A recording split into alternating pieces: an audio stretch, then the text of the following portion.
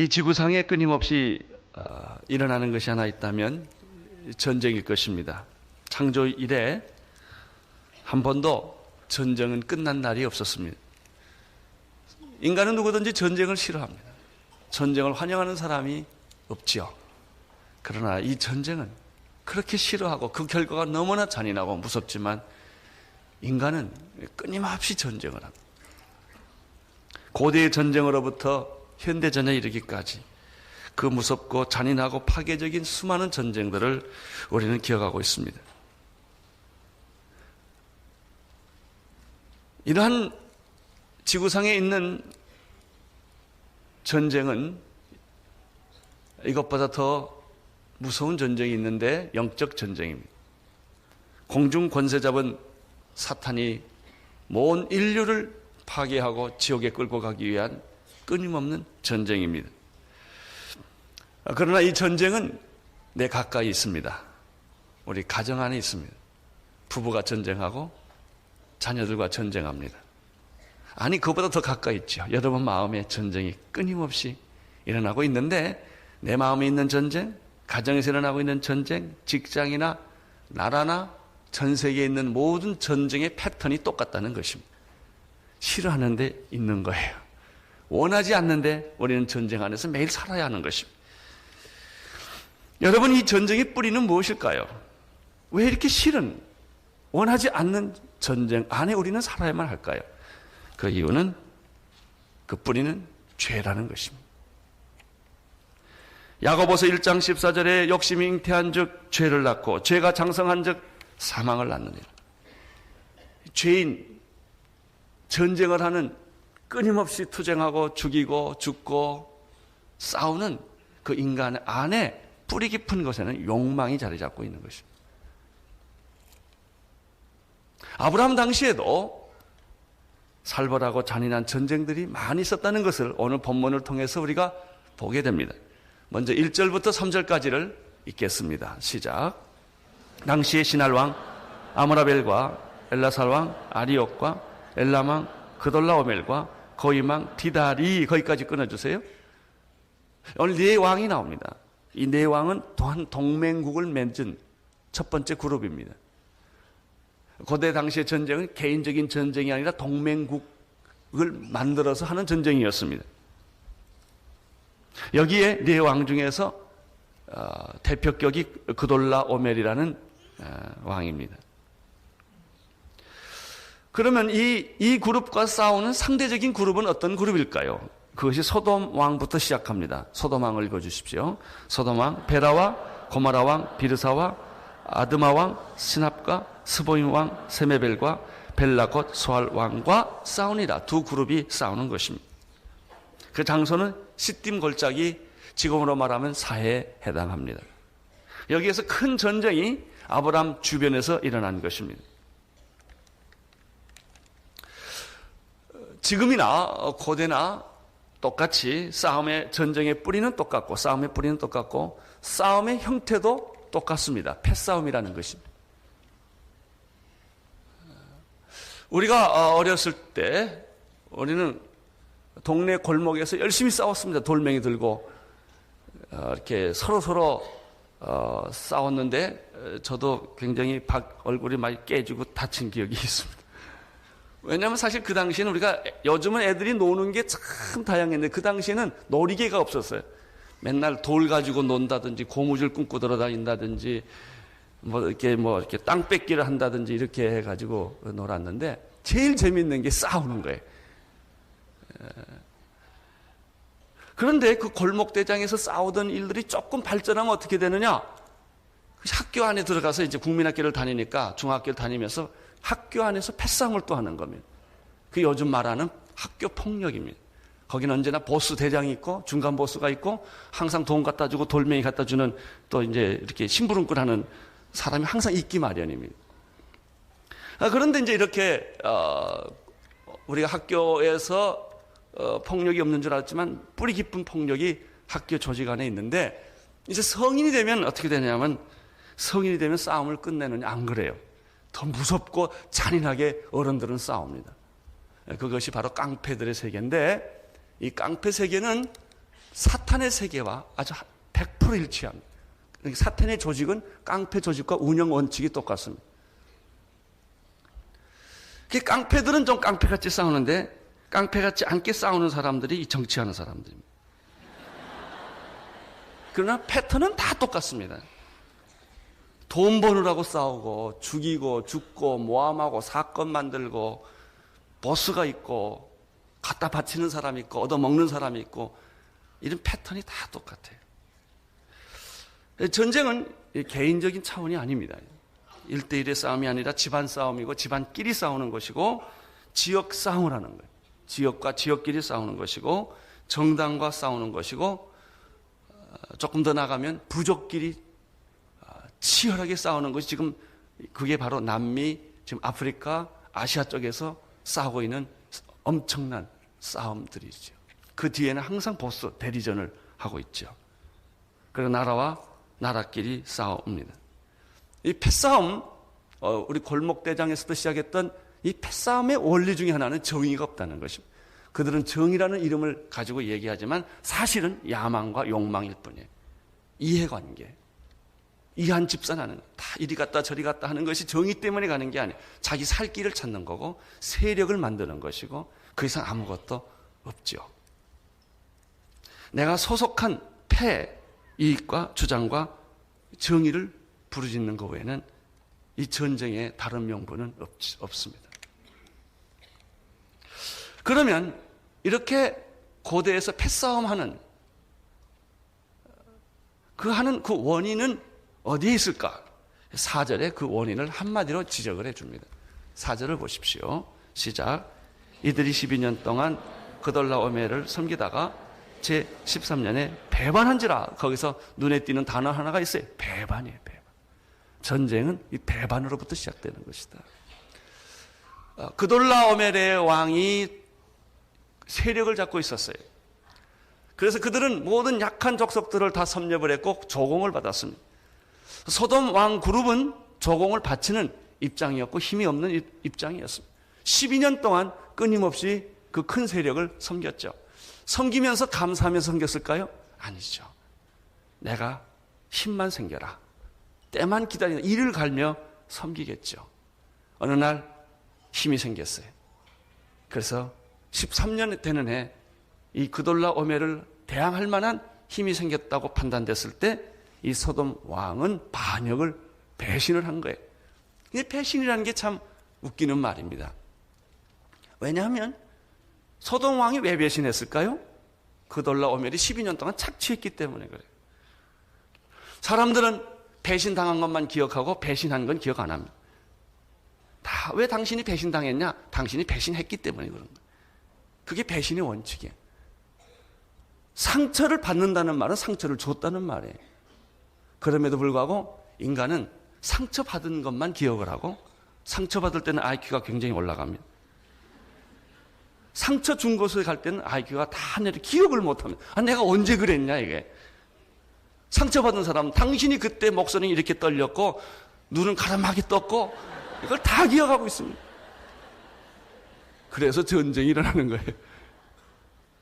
주는 자와 받는 자가 이 말이 다르기 때문에 당하는 사람은 분노가 생기는 거고 억울한 거고 10년 칼을 가는 거예요.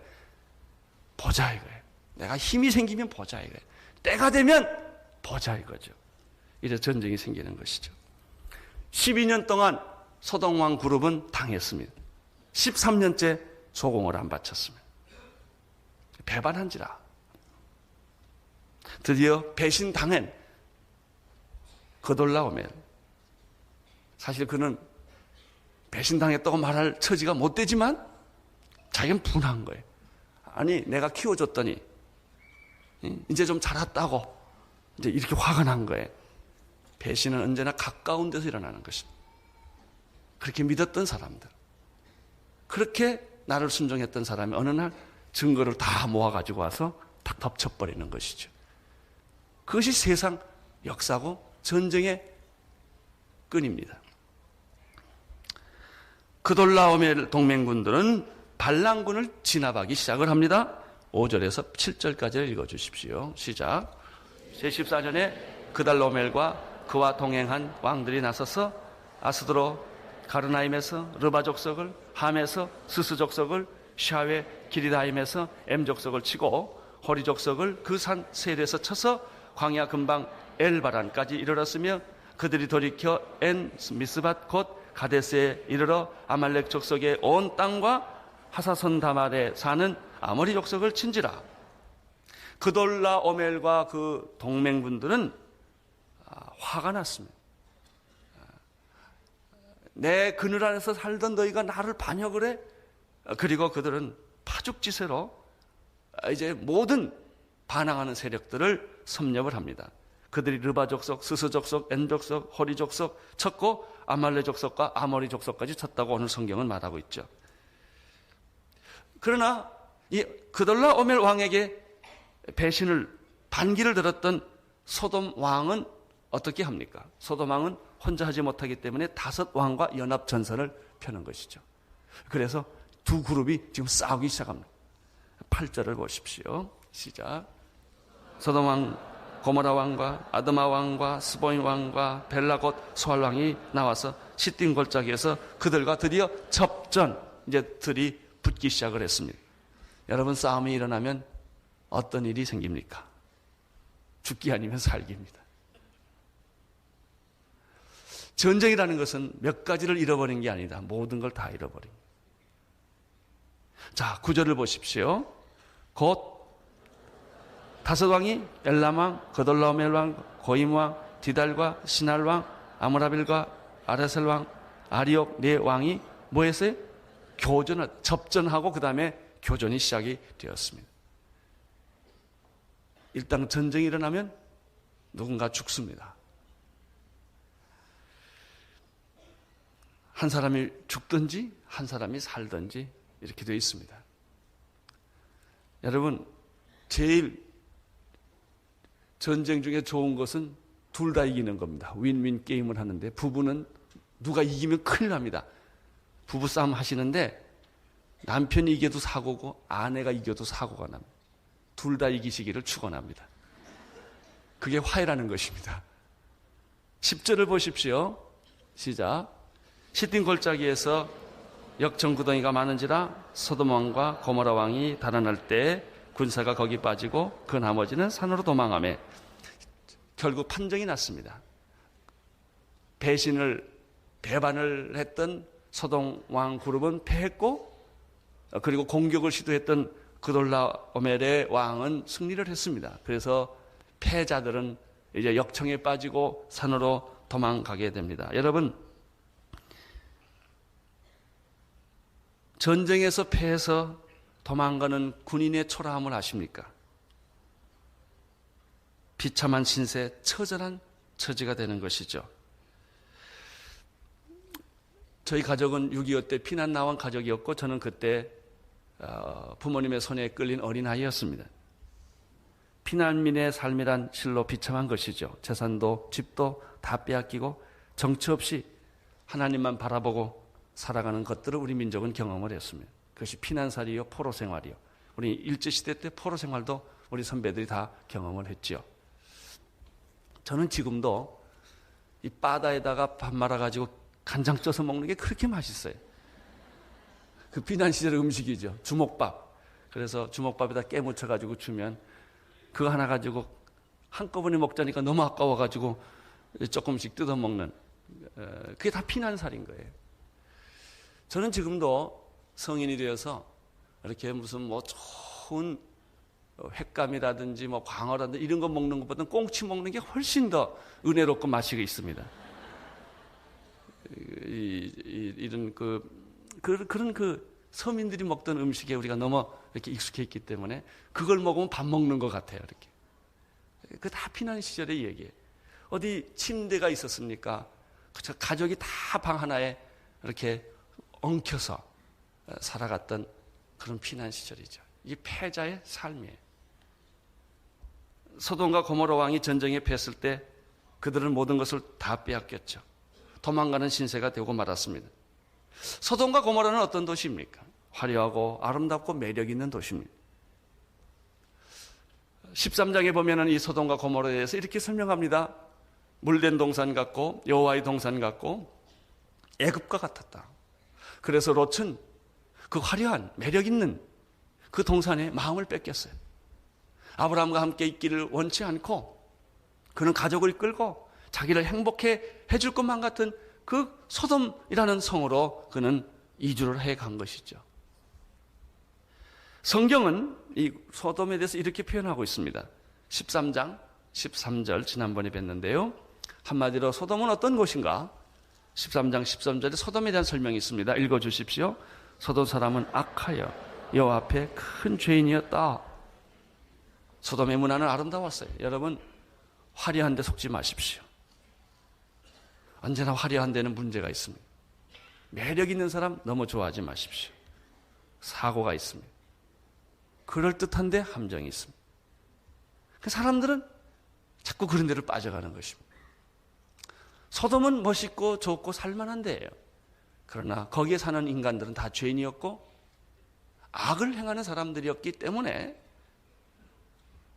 심지어 거기는 그때부터 동성연애가 있었고 성적인 부패가 있었고 무서운 죄악이 현대와 비교할 수 없는 무서운 죄악들이 있었기 때문에 하나님은 결국 참지 못하여 유황과 불로 소돔 도시 전체를 아주 깡그리 부셔버린 것입니다. 그런 성이 소돔과 고모라입니다. 왜 소돔과 고모라를 여기에 언급을 했을까? 그 많은 전쟁들이 있고 그 많은 갈등이 있는데 왜 이 창세기에 소돔과 고모라가 나오는 것일까? 그 이유는 간단합니다. 소돔 안에 그래도 하나님 보시기에 별로 아름다운 삶을 살지는 못했지만 그래도 아브라함의 조카인 롯이 살고 있기 때문입니다. 하나님은 소돔이라는 도시보다는 롯에 더 관심이 있는 거예요. 그래서 바로 이 롯이 소돔이 멸망할 때 롯도 함께 멸망을 했기 때문에 이 소돔과 고모라가 이 성경에 등장을 하는 것입니다. 11절, 12절을 보십시오. 시작. 내 왕이 소돔과 고모라의 모든 재물과 양식을 빼앗아가고 소돔에 거하는 아브라함의 조카 롯도 사로잡고 그 재물까지 노력하여 갔더라. 우리나라 말에 미워도 내 자식이라는 말이 있습니다. 미운 짓만 골라 해도 어떡합니까? 내 자식인 것.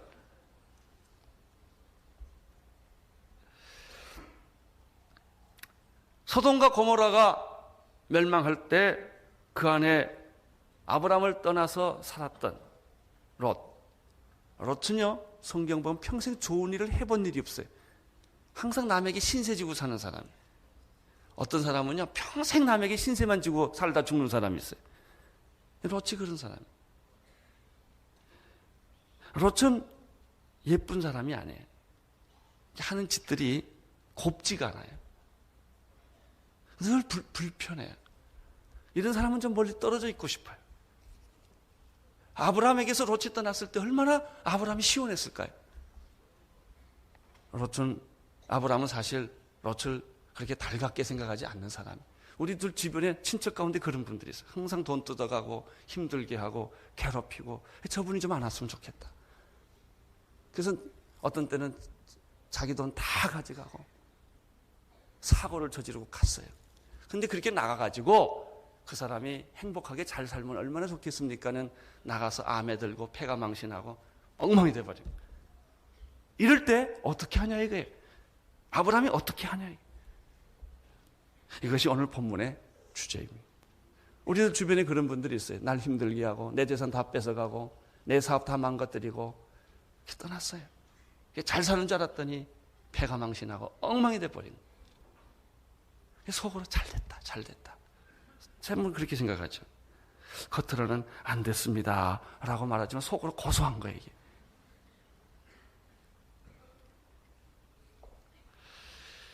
그렇지만 믿음의 사람 아브라함은 이런 상황에 부딪혔을 때 롯에 대해서 어떤 태도를 취하느냐 하는 것입니다. 롯은 고민하기 시작합니다. 이미 자기를 떠난 사람이에요. 자기 몫을 가지고 다 챙긴 사람이에요. 더 이상 아브라함은 롯을 돌봐야 될 이유가 없지요. 그러나 그 소식을 들었을 때 아브라함은 괴로워하기 시작을 합니다. 1절 읽어주십시오. 시작. 13절입니다. 미안합니다. 도망한 자가 와서 히브리 사람 아브라함에게 고하니 때에 아브라함이 아모리 족속 마물이 상수리 숲을 근처에 거하였더라. 마물에는 에스겔의 형제여 또 아넬의 형제라. 이들은 아브라함과 동맹한 자였더라. 믿음의 사람 아브라함은 기막힌 소식을 들었을 때 그것을 모른다. 귀를 막고 눈을 막고 무관심하게 할 수가 없었습니다. 우리는 여기서 굉장히 중요한 사실 하나를 배웁니다. 믿음의 사람은 귀를 막고 눈을 막지 않는다는 것입니다. 믿음의 사람은 비록 예쁜 사람도 아니고 달가운 사람도 아니고 나에게 늘 힘들었던 사람이고 나를 괴롭혔던 사람이라 할지라도 그가 위기에 부딪혔을 때 그는 행동하는 사람이다 하는 것입니다. 아브라함은 어떻게 행동을 했습니까? 14절, 15절입니다. 시작. 아브라함이 그의 조카 사로잡혔음 듣고 집에서 길리고 연습한 자 318인을 거느리고 단까지 쫓아가서 그의 가신들을 나누어 밤을 타서 그들을 쳐서 파하고 다메섹에 좌편 호박까지 쫓아갔다. 아브라함은 더 이상 지체하거나 주저하지 않았습니다. 그는 모종의 행동을 취한 것입니다. 그렇습니다. 믿음의 사람은 생각하는 사람이 아니라 행동하는 사람입니다. 그것도 나에게 잘해주지 않는 사람에게, 그것도 나를 떠난 사람에게, 그것도 내 인생에게 큰 상처를 입힌 사람이 어려움을 겪었을 때 찾아가서 그를 돕고 그를 격려하고 그를 축복해 준다고 하는 것입니다. 이것이 아브라함을 통해서 배우는 믿음의 사람의 한 모습입니다. 우리 마음속에는 과거에 나에게 잘못했거나 해를 끼친 사람에게는 한 번쯤 혼내주려는 그런 생각이 있죠. 혼내줘야 되겠다. 혼낸다는 혼을 밖으로 잠깐 빼겠다는 그 말이에요. 그 사람은. 여러분, 이런 소리는 절대 하지 않게 되기를 바랍니다. 여러분, 자녀를 혼내지 않게 되기를 축원합니다. 그냥 사랑하시지 아이들 버릇 고친다고 혼내지 마세요. 모든 여성분 남자 버릇 고치지 마십시오. 그냥 사랑하세요. 남자들은 부인을 혼내면 안 돼요. 사랑해야 돼요. 대부분의 많은 사람들, 모든 인간들은 자기에게 잘못한 사람한테 복수를 하는 거예요. 보복을 하는 거예요. 어떻게 해서든 뒤에서 해코지를 하고 싶은 게 죄인의 전형적인 모습이에요. 믿음의 사람은 아닙니다. 믿음의 사람은 자기에게 해코지했던 사람이 위기에 부딪혔을 때 도와준다고 하는 것입니다.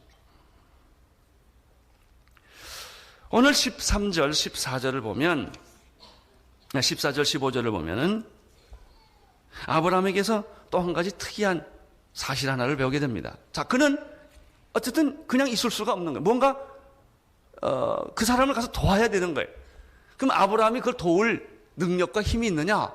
오늘 성경에 보니까 자기 집에서 길리온 사람이 318명이라고 그랬는데, 아니 318명 가지고 그돌라 오멜의 이 4개의 왕이 모인 연합군을 이길 수 있을 것 같아요? 소돔 왕도 고모르 왕도 다 나갔는데, 모든 족속이 다 나갔는데 게임이 되겠습니까? 안 되죠. 아브라함의 믿음은 무엇인가? 그는 내가 이길 수 있느냐 없느냐를 따지지 않았다는 것입니다. 똑똑한 사람은 계산을 합니다. 투자할 거냐 말 거냐, 덤벼들 거냐 말 거냐. 그래서 계산이 안 맞으면 안 하는 거예요. 이게 똑똑한 사람이에요. 이게 합리적인 인간이요. 세상에서 보는 많은 사람들이에요. 믿음의 사람은 내가 할 수 있느냐 없느냐를 묻지 않아요. 이게 하나님의 뜻이냐 아니냐를 물어요. 하나님의 뜻이면 내가 죽어도 하는 거예요. 믿음으로 하는 거예요. 하나님께 의지하고 맡기고 계란을 바위에 치는 일이 있다 할지라도 행동하는 것이죠. 이게 믿음이에요. 여러분, 믿음이란 게 뭐예요? 내가 생각하고 내가 판단하고 내가 할 수 있는 거 하는 것은 그건 믿음이 아니죠. 그건 당신 결정이지요. 여러분, 믿음이라는 것은 내가 할 수 없을지라도 불가능할지라도 하는 거예요. 하나님이 원하니까 행동하는 것이죠.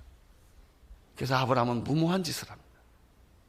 자기 집에서 길리온 가신 318명을 이끌고 밤에 자기 조카 롯이 지금 잡혀있는 거기에 뛰어들어가서 밤에 야경을 타서 작전을 펴서 순식간에 덮쳐버리는 것입니다. 그렇습니다. 믿음의 사람 아브라함은 자기가 싫어하는 사람, 자기에게 해를 끼쳤던 사람이 위기에 부딪혔을 때 못 들은 척, 못 본 척 하지 않고 뛰어들어서 구원했다. 아브라함의 믿음은 자기가 할 수 없는 일이지만 해야 한다는 그 명분 때문에 죽을 각오를 하고 손해볼 각오를 하고 아무 갈등 없이 뛰어들었다. 저는 이 본문을 보면서 그 생각을 했어요.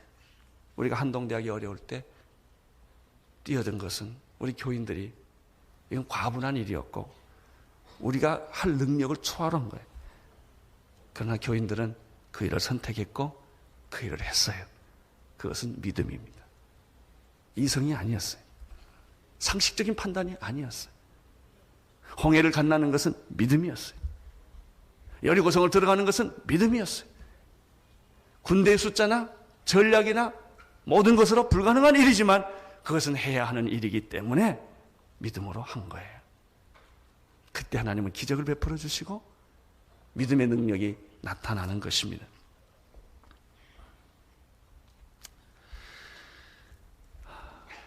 아브라함은 318명을 데리고 비록 적은 숫자고 상대방과 이길 수 없는 그런 세력이지만 그는 믿음으로 하기로 결정하고 밤에 야경을 타서 공격을 해서 결국 고난 중에 역경 중에 위기 속에 있는 자기의 조카 롯을 구해내고 맙니다. 만약 이때 아브라함이 감정으로 했다면 못했을 것입니다. 기분으로 했다면 못했을 것입니다. 그것이 믿음입니다. 만약 아브라함이 자기가 가지고 있는 능력을 계산했다면 못했을 것입니다. 하나님을 신뢰하고 그는 행동한 것입니다. 그 결과 어떤 일이 생겼습니까? 16절을 보십시오. 그 결과 시작. 모든 빼앗겼던 재물과 자기 조카 롯과 그 재물과 또 부녀와 인민을 다 찾아왔더라. 할렐루야. 믿음의 행동은 이런 결과를 가져왔습니다. 이것은 있을 수 없는 일이고 불가능한 일입니다. 아브라함이 계산하고 한 거 아니에요. 죽을 각오를 하고 덤빈 거예요. 죽겠다 하고 덤빈 거예요. 믿음이란 뭐냐? 죽겠다 하고 덤비는 겁니다. 하나님이 함께 계시기 때문에, 하나님이 기뻐하시기 때문에.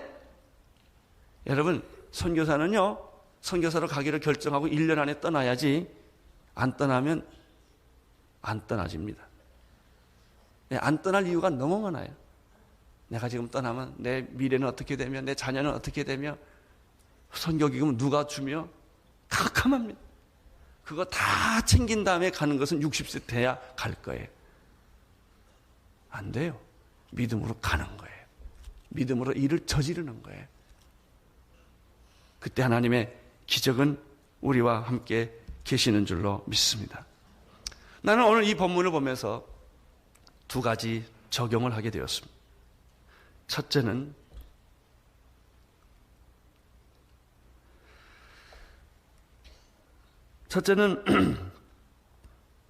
밉고 보기 싫고 보고 싶지 않는 북한이에요. 이건 꼭 롯과 같아요. 우리는 전쟁을 했고 6.25를 거쳤고 피차 상처를 많이 줬어요. 그리고 많은 세월이 지났습니다. 그런데 북한이 잘 됐으면 참 좋겠는데 생존하기가 어려워요. 우리가 그 소식을 듣는 거예요. 자, 그러면 믿음의 사람들은 북한에 대해서 어떻게 해야 될 거냐 하는 문제가 생깁니다. 못 들은 척 할 것인가? 못 본 척 할 것인가? 우리가 도와주면 잠수정 보내고 굶는다 그러면서 미사일 쏘고 그 정치적 행패는 깡패 같은 거죠. 우리가 뭘 도와주면 군인들 다 먹여버리고 말이죠. 이런 사람은 어떻게 도와줘야 되냐 하는 문제가 생깁니다. 우리는 최근에 수년들 사이에 북한에 대한 많은 소식 또 영상을 봤습니다. 대홍수, 대기근, 상상을 초월한 굶주림, 지구상에 이런 나라가 없을 것처럼 비참함. 우리는 그런 얘기를 계속 듣습니다. 북한의 어린아이들. 우리 교회 목사님 한 분이 북한에 갔다가 신의주에서 밤 12시가 11시가 넘어서 길거리에 거짓대로 엄마고 찾는 그 아이들을 보고 잠을 못 자고 돌아와서도 너무 마음이 아파서 교회로 못 오고 기도원으로 바로 가버리셨어요. 그 아이들이 너무 아파서. 이건 우리 현실이에요. 여러분, 나 혼자 행복하다고 행복합니까? 나 혼자 잘 먹고 잘 산다고 내가 행복합니까? 그럴 수가 없죠. 내 동족이, 내 가족이 굶주리고 죽어가고 있는데 어찌 나 혼자만 행복할 수가 있겠습니까? 북한 전역에서 들려오는 죽음의 소리, 고통의 소리, 우리가 어떻게 귀를 막을 수가 있고 어떻게 우리가 모른 척할 수가 있겠습니까? 북한 당국의 정치적 죄악은 용서할 수 없는 일이지만 그러한 이유 때문에 굶주리고 있는 나의 동족을 외면한다면 하나님은 우리에 대해서 어떤 생각을 하고 계실까 하는 것입니다. 나에게 상처를 주고 떠난 사람이었지만 그 사람이 죽을 병에 걸리고 폐가 망신하고 이제는 시체처럼 사는 그 사람을 나는 어떻게 해야 할 것인가?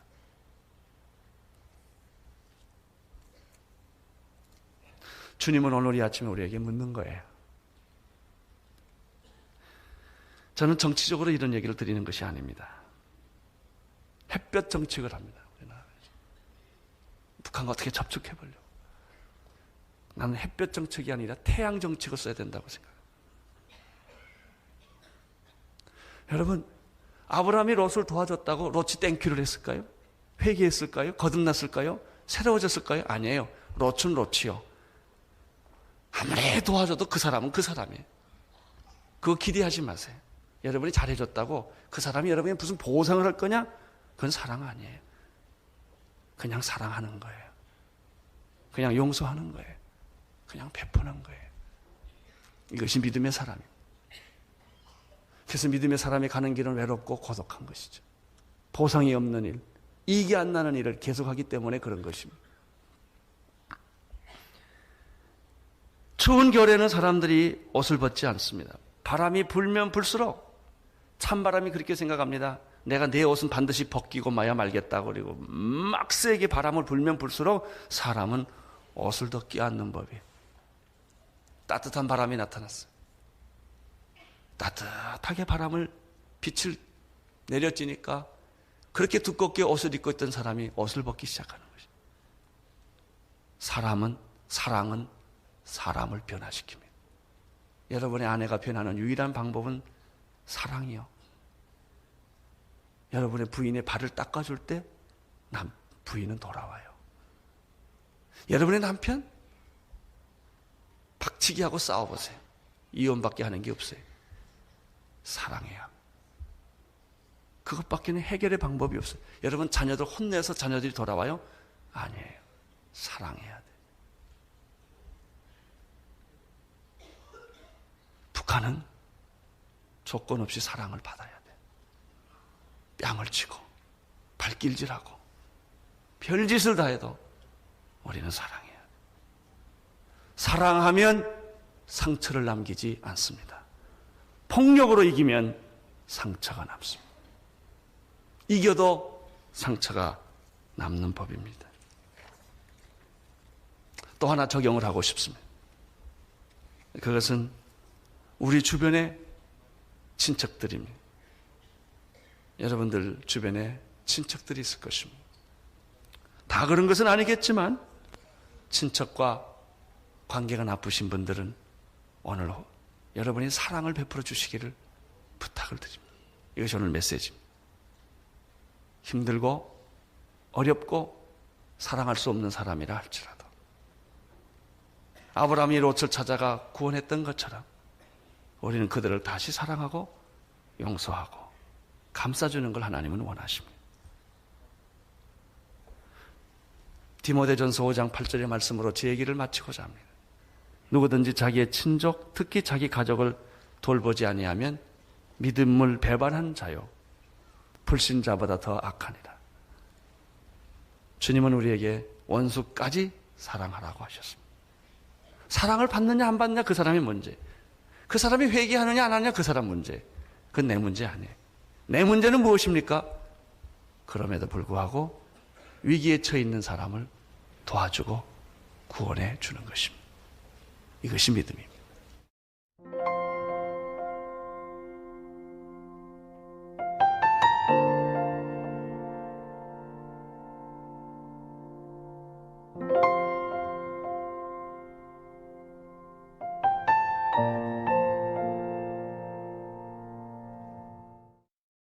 말씀은 예수님과 세례 요한의 관계를 공부하는 것입니다. 예수님에 관한 소문이 널리 알려져서 헤롯 왕까지도 알게 되었습니다. 종교가 정치와 연결되는 대목입니다. 그 당시 헤롯 왕은 아주 방탕하고 못된 왕이었습니다. 왕 중에도 좋은 왕도 있고 못된 왕이 있습니다. 나쁜 왕이 있습니다. 좋은 왕을 만나면 백성이 편하고 나쁜 왕을 만나면 백성이 고생을 하지요. 헤롯 왕은 그 당시 동생인 빌립의 아내 헤로디아와 결혼을 했기 때문에 의로운 사람 요셉은 헤롯을 공개적으로 비판해서 목배임을 당했습니다. 여기서 우리는 요셉의 일부의 모습을 발견하게 되는데 그는 불의를 보고는 참지 못하는 성격이라는 것이죠. 어떤 면에서는 예수님과 흡사한 부분이 있습니다. 예수님께서 성전에서 장사하는 무리를 보시고 채찍을 만들어 내리치신 적이 있기 때문입니다. 그래서 어떤 사람들은 예수님이 세례 요한을 보고 예수님은 세례 요한이 다시 살아나신 것이다 이렇게 말했습니다. 또 불의 사자 엘리야가 다시 살아난 것이다 라고 말했습니다. 또 어떤 사람들은 예언자가 다시 왔다 이렇게 말을 했습니다. 이런 얘기들을 종합해 보면 세례 요한이 그 당시 종교 사회 또 역사에 준 충격이 굉장히 컸던 것 같습니다. 마가복음 6장 14절 15절에 그 내용이 기록되어 있습니다. 같이 읽을까요? 시작. 예수의 이름이 널리 알려지자 헤롯 왕도 그 소문을 듣게 됐습니다. 어떤 사람들은 세례자 요한이 죽은 사람들 가운데서 살아났다. 그래서 그런 기적이 일으키는 능력이 그 사람 안에서 역사하는 것이다 라고 말했습니다. 또 그는 엘리야다라고 하는 사람도 있었고 어떤 사람들은 그는 예언자다, 옛 예언자들 가운데 한 사람과 같은 사람이다 라고 말하기도 했습니다. 세례 요한은 어쨌든 그 당시 종교 지도자들이나 백성들이나 사회 지도층들에게 굉장한 도전과 충격을 준 것이죠. 사실 우리 사회에도 이런 분들이 좀 필요합니다. 이런 뜬 소문은 겁쟁이인 헤롯 왕을 두렵게 했고 동시에 궁금증을 더하게 했습니다. 두려움이란 항상 궁금증을 동반합니다. 두려우면서도 보고 싶은 거예요. 어떤 사람인가? 과연 내가 목베어 죽인 그 사람인가? 예수를 보고 싶은 거예요. 헤롯 왕은 예수에 대한 소문을 듣고 과거에 자기가 죽였던 세례 요한이 생각이 났습니다.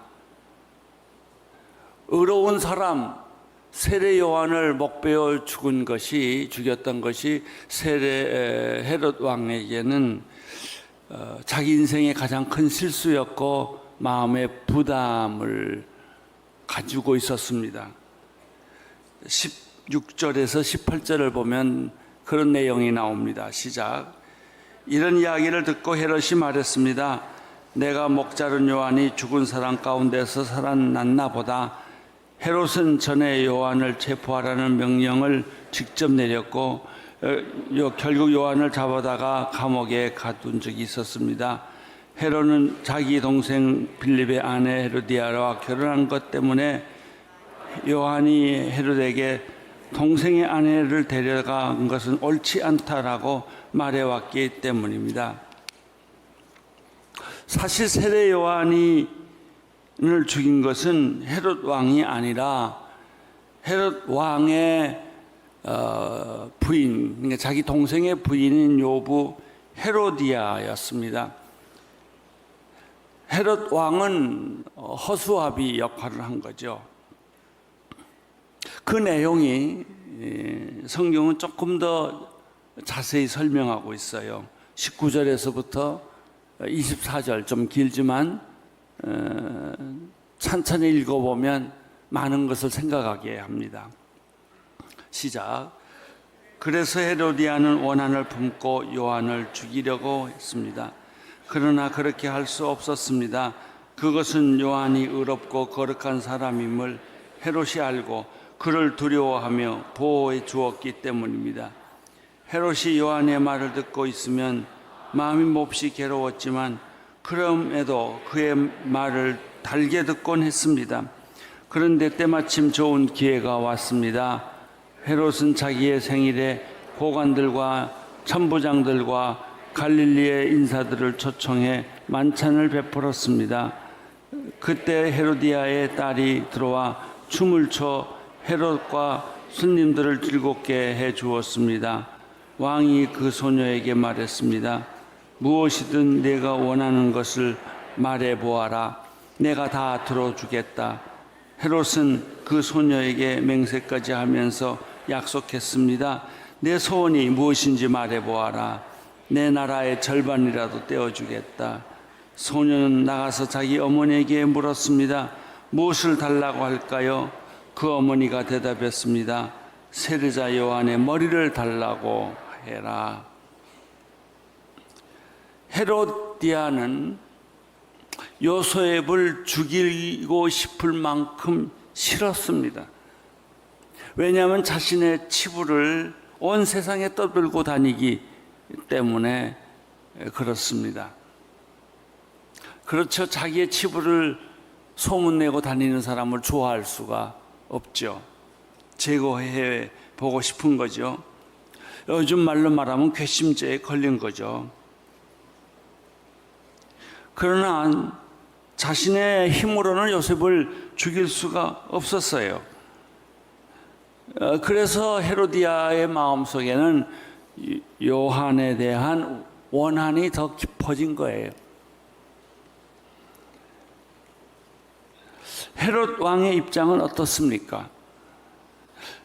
죽일 수도 없고 살릴 수도 없는 그런 입장입니다. 사실 헤롯은 세례 요한이 의롭고 거룩한 사람이기 때문에 죽이기가 참 어렵습니다. 불편했지만 그 사람이 말하는 것이 마음에 찔렸고 그 비판을 듣기가 어려웠지만은 그 사람을 죽일 수는 없었습니다. 그의 말을 싫지만 달게 들었다는 거예요. 그런데 그렇게 보면은 그 헤롯이 그 부분에는 양심이 좀 있었지 않았나 생각을 합니다. 그런데 왕의 생일 잔치 때 이 헤롯이 실수를 하고 말았습니다.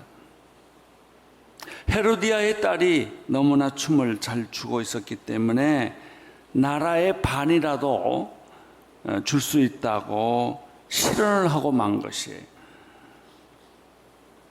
아무리 권력자라 할지라도 할 말이 있고 해서는 안 될 말이 있는데 헤롯은 이 경계선을 넘어온 거예요. 아무리 좋아도 그렇죠. 나라의 반을 주다니요. 바로 이때 교활한 헤로디아는 자기 딸을 불러서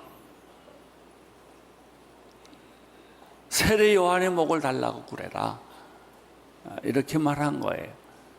그러니까 헤로디아는 돈이나 이런 권력 같은 것에 관심보다는 그저 요한을 하나 죽이면 원한이 없겠다고 생각을 한 거예요. 그렇게 한이 맺힌 거예요.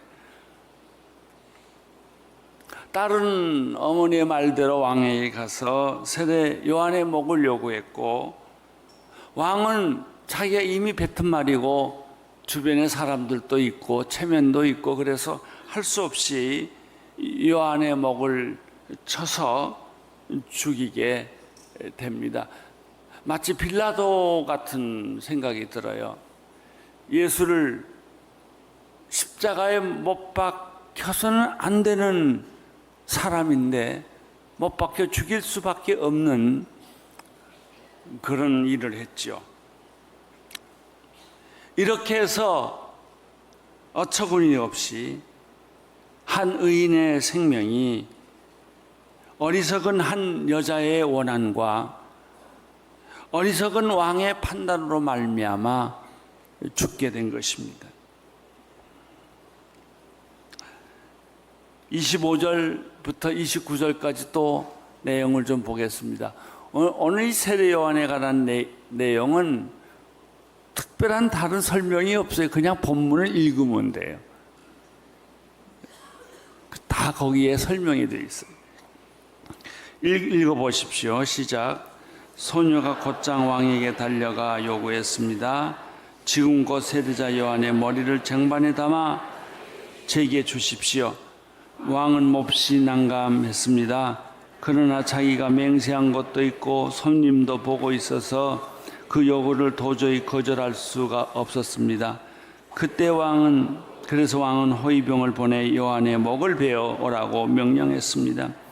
호위병은 가서 감옥에 있는 요한의 목을 베어 그 머리를 쟁반에 담아 가지고 돌아와 소녀에게 주었습니다. 그 소녀는 그것을 자기 어머니에게 갖다 주었습니다.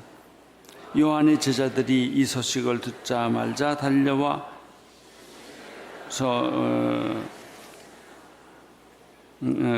무덤에 안치했습니다. 오늘 설교는 여기까지 끝이에요. 이렇게 해서 한 의인이 죽었다, 그 얘기예요.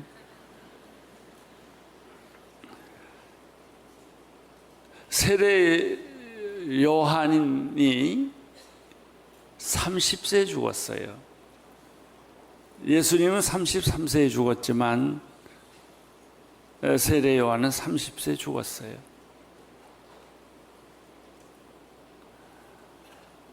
이 세례 요한에 대해서 생각을 좀 하게 돼요. 이렇게 짧은 생에 30대 젊은 피를 아낌없이 예수님을 위해서 뿌렸던 사람, 오늘 나에게 무슨 의미가 있을까? 내가 30세를 살든 60세를 살든 100세를 살든 내가 인생을 살아나가는 데 있어서, 예수를 믿는 데 있어서 세례 요한은 나에게 무슨 의미가 있을까 하는 것이죠. 여기에 오늘 우리의 설교에 초점이 있습니다. 세례 요한의 생애를 좀 정리해 보면, 그는 하나님의 아들 예수 그리스도께서 이 세상에 오실 때 인류의 그 어떤 누구도 그를 준비하지 않았어요. 하나님이 인간이 돼서 오신다는데, 여러분 신방 받아 보셨죠? 신방의 원리가 뭐예요? 하나님이 인간을 신방한 게 예수님이에요. 하나님이 여러분의 집을 신방했다고요. 우리가 교인들 집에 신방해도 집 청소하고 차도 내주고 음식도 내주고 그러는데, 하나님이 오셨다는데 아무 누구도 반기지 않았다는 거죠. 준비하지 않았다는 거죠. 오히려 그를 배척했다는 거예요. 예수님이 세상에 태어날 방 하나도 인간은 내어주지 않았어요. 사관 하나가 없었어요. 빈 방이 없었어요. 그래서 예수님은 말구유에 태어날 수밖에 없었어요. 태어나자마자 예수님은 살해 위협에 직면했어요. 2살 된 어린아이를 다 죽인 거예요. 그래서 애굽으로 피신했죠. 아무 누구도, 하나님이 세상에 왔다는데 아무 누구도 예수님을 환영하거나 준비하거나 맞아들이지 않았어. 근데 의로운 사람 요셉은 예수가, 하나님의 아들 예수가 인간을 구원하기 위하여 오신다고 하니까 예언자 이사야의 말대로 그는 그 예수를 오시는 길을 닦는, 청소하는 그런 일을 한 거예요.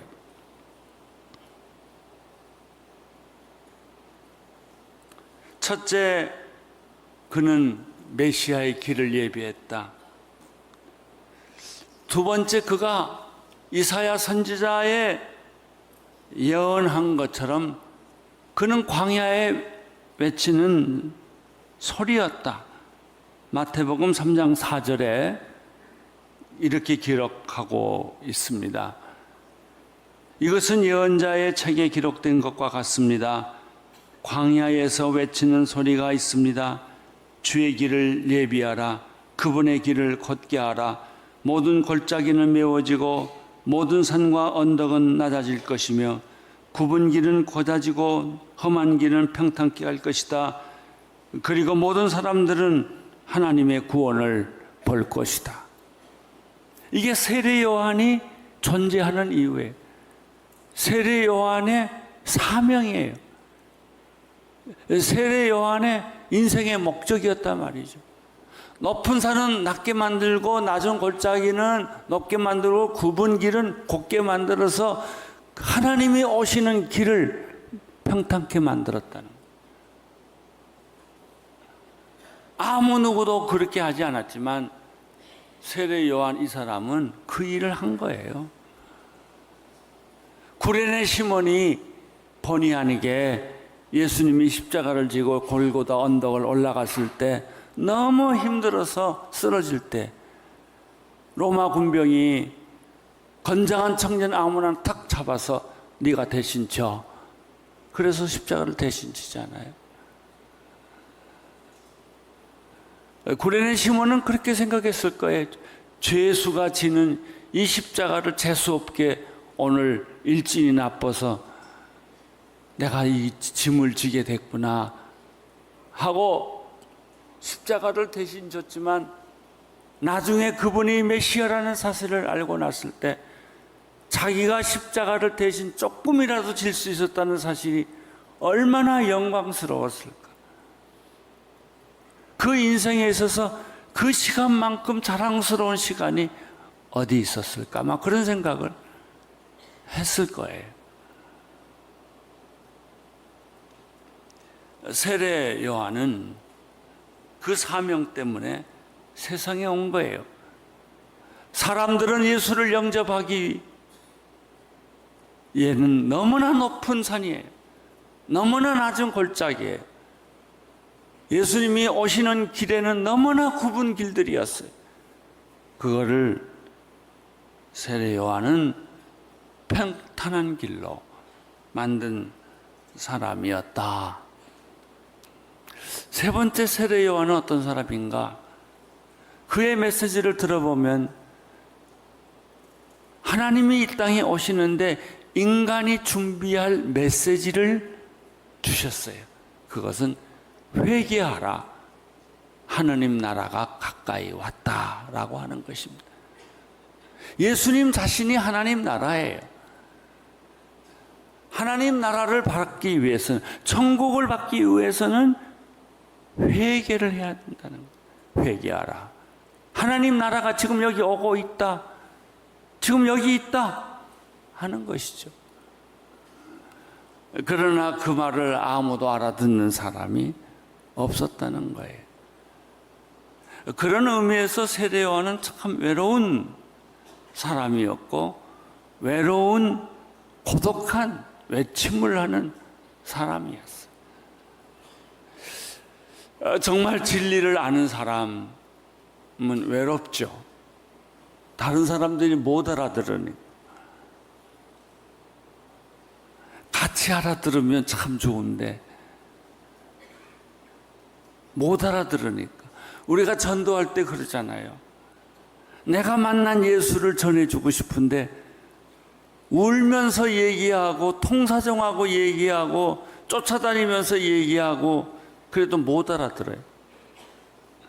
그때 우리의 마음이 얼마나 외로워요.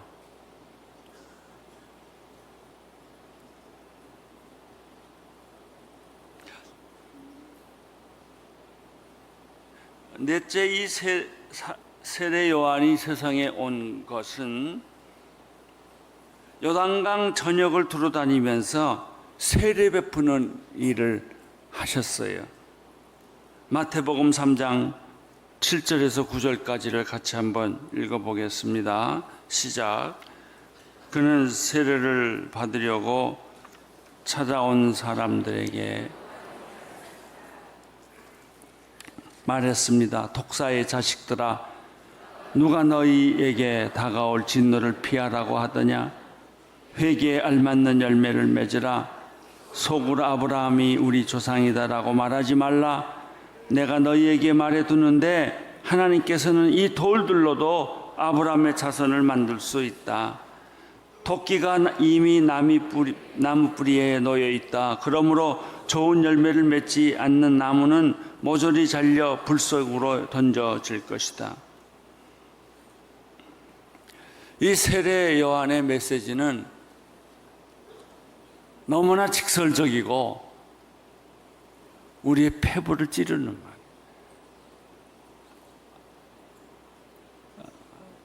그런데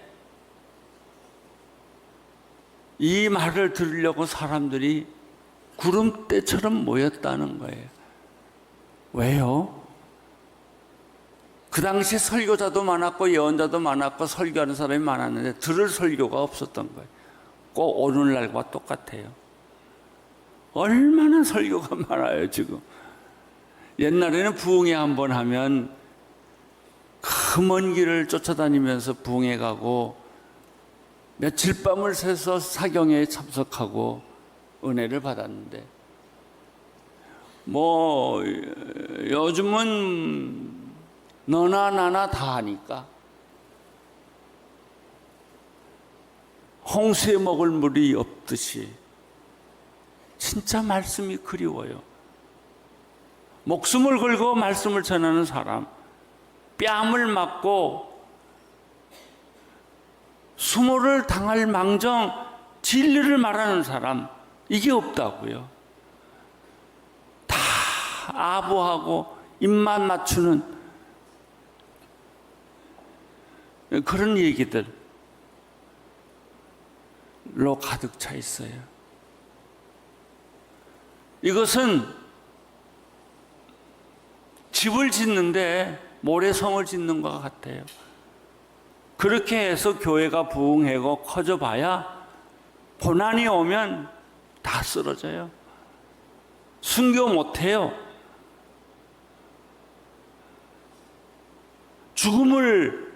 죽음이 오면 못 견뎌요. 어저께 저는 CGN TV에서 최근에 북한에 관한 다큐멘터리를 봤는데,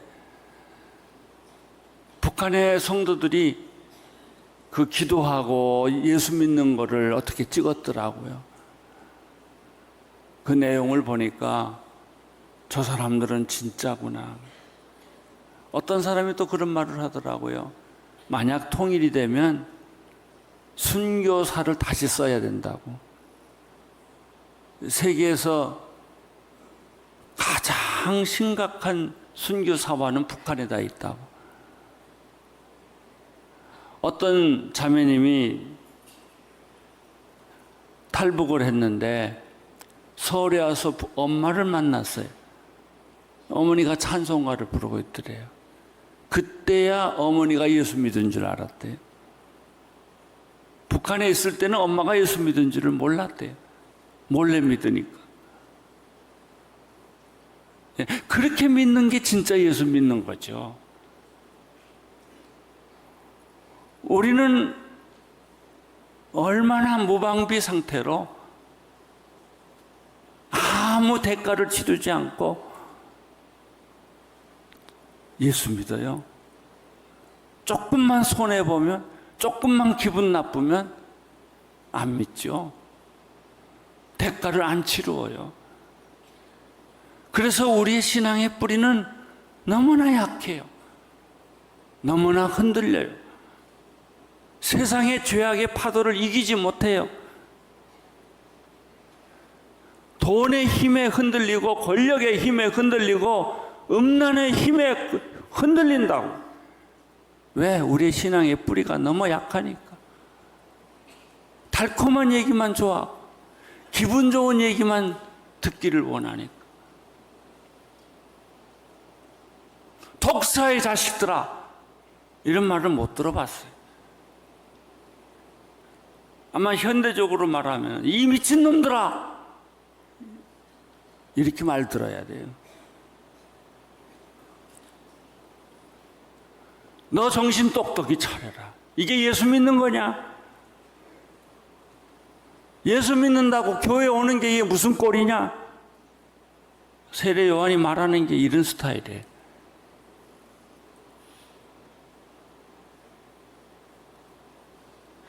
세례 요한은 그 당시에 폐부를 찌르는 말을 했어요. 그러니까 사람들이 세례 요한의 설교를 듣고 예언자가 아닌가. 400년 동안 예언이 없었거든요. 하나님의 음성이 없었거든요. 저 사람이 하나님의 말씀을 하나 보다. 그래서 사람들이 그렇게 몰려왔던 것이죠. 다섯째, 그의 모습은 낙타 털옷을 입고 허리에 가죽띠를 띠고 메뚜기와 들꿀을 먹고 살았어요. 요즘으로 말하면 웰빙 식품만 다 먹었는데, 또 모피도 옷을 입었고. 그게 아니죠. 가장 험한 음식을 먹고 험한 옷을 입었다는 거죠. 그래요. 나는 아직도 그 말에, 내 친구의 말에 귀가 아직도 쟁쟁한데, 어느 날 방성기 목사님이 나한테 와서 그래요. 목사님, 강남에 있는 교회가요, 사교육만 안 해도 우리나라 사교육 잡을 수 있습니다. 크리스찬들이. 근데 크리스찬들이 제일 먼저 합니다. 교회가 이 결단하면 우리나라 교육 잡을 수 있습니다. 그런 얘기를 하더라. 사실 그래요. 부동산이건 사교육이건 현재 우리 나라가 가지고 있는 여러 가지 문제점들을 교인들만이라도 마음 먹고 하면 우리나라 바꿀 수 있어요. 그런데 우리 교인들도 세상 사람과 똑같이, 아니 더 심하게 하거든. 결혼식 혼수하는 것도 그래요. 우리 할 말 없어요. 우리도 할 거 다 하거든요.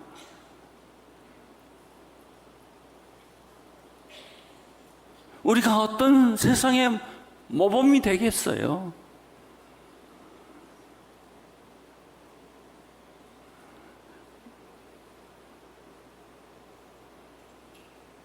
결론을 생각해 보면 세례 요한은 30세에 죽었어요. 그것도 목 잘려 쟁반에 죽었어요. 얹혀서. 예수님은 세례 요한에 대해서 이런 평가를 내렸죠.